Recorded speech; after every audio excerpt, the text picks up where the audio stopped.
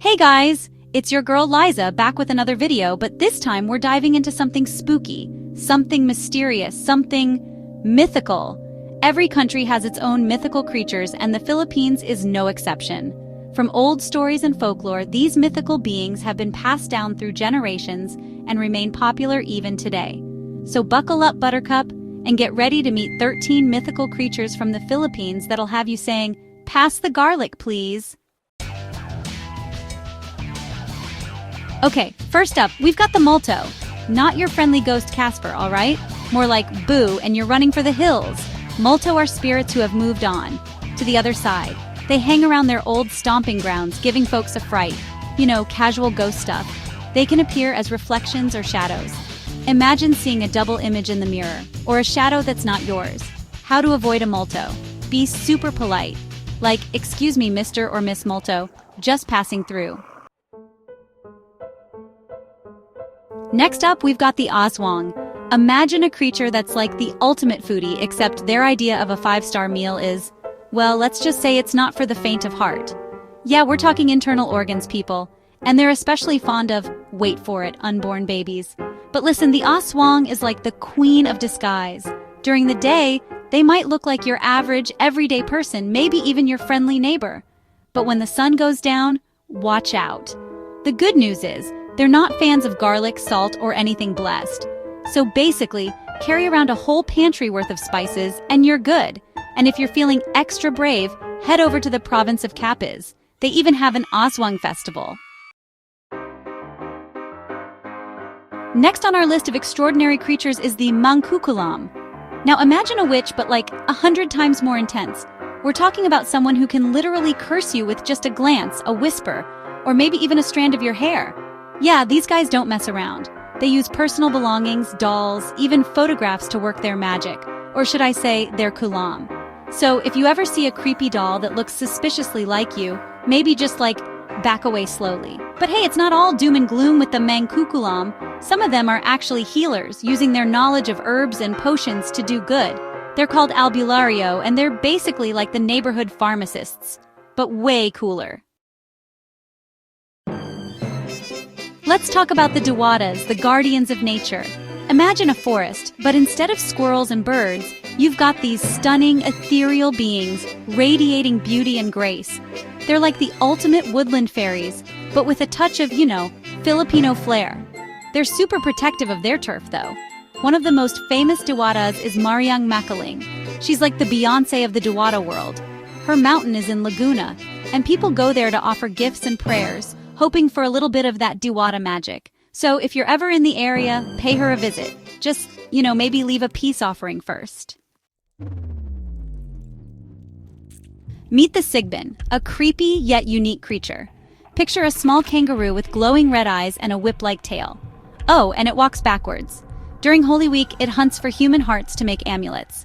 But if you catch one, it might bring you good luck. So if you're in Bohol, keep your eyes peeled. Let's talk about the White Lady of Ballet Drive. She's the OG ghost story in Manila. Imagine driving down a dark road and seeing a sad woman in white. You pull over to help, she gets in and you offer a ride. But in the mirror, you see a terrifying face. So if you're on Ballet Drive, keep driving. Thank me later. Hold your breath, everyone, because we're diving into the depths of Philippine mythology with the Berberoka. This creature is like the ultimate fisherman's nightmare. Imagine a creature that can control water like it's its own personal playground. This creature is all about playing tricks. It starts by sucking up all the water from a lake or river, making all the poor, unsuspecting fish easy targets. Then, when some unsuspecting fisherman comes along thinking they've hit the jackpot, the Berberoka strikes. It unleashes a tidal wave of water, drowning the fishermen and claiming their catch of the day. But here's the thing, the Berberoka is also a master of disguise. It can change its size and shape, and it can even mimic human voices to lure in its victims. The good news is, this creature has a surprising weakness, crabs. So maybe carry around a few crustacean friends for protection. Get ready to meet the Bungisngis, the class clown of Philippine mythology. This creature is basically what would happen if a gremlin and a hyena had a baby. It's got one giant eye, a mouth that seems to stretch from ear to ear, teeth bigger than my future engagement ring, and it's always laughing. Seriously, this creature thinks everything is a joke. The bungisingis is more mischievous than dangerous.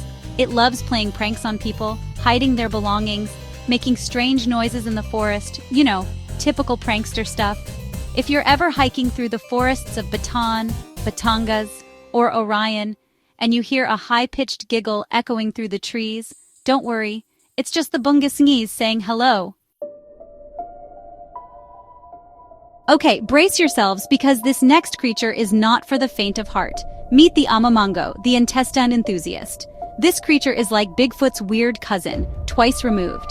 It's a giant, hairy, ape-like creature that roams the forests of Mount Canlaon in Negros Occidental, and it has a very particular appetite.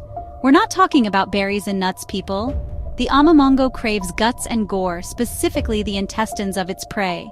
It loves nothing more than to disembowel chickens, goats, and even small animals, just to get its hands on those tasty intestines. So, if you're ever planning a trip to Mount Canlaon, maybe pack a few extra pairs of underwear, just in case you have a run-in with this creature. Meet the Manananggal, the ultimate vampire bat hybrid. This creature is ripped, with massive wings and razor-sharp claws. It detaches its upper torso and flies off to hunt. Its favorite prey? Pregnant women. Use salt or garlic to stop it from reattaching. Without reattaching, it dies at dawn. Get ready to meet the Bakunawa, the ultimate foodie of Philippine mythology. This creature is basically what would happen if a dragon and a giant snake had a baby, and that baby was really hungry. Like, all the time hungry. We're talking about a creature with a bottomless pit for a stomach and its favorite snack? The moon. Legend has it that the Bakunawa was so hungry, it tried to eat all 7 moons in the sky.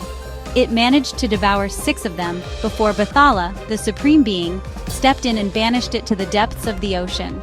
So, next time you see an eclipse, just remember, it's probably just the Bakunawa sneaking in a midnight snack.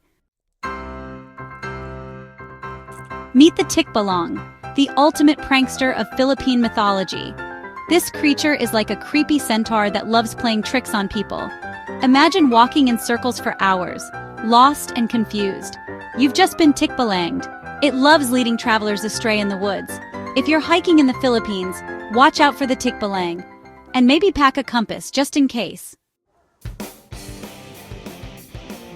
Last but not least, we've got the Capri, the gentle giant of Philippine mythology. This creature is basically what would happen if a tree and a human had a baby, and that baby was really into smoking.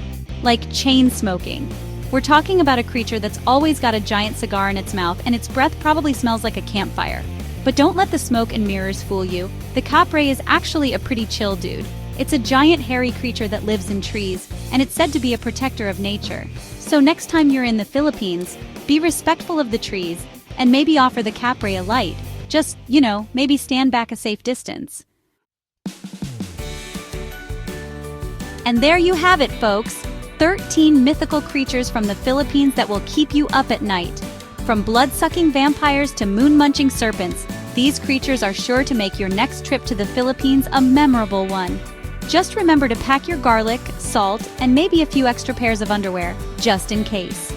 These mythical creatures add a unique and thrilling aspect to the rich culture of the Philippines. Whether you're a believer or a skeptic, these stories are sure to make your travels more exciting. Which one do you find the scariest? Let us know in the comments below. Don't forget to like, subscribe, and hit that notification bell for more spooky content. Bye, guys!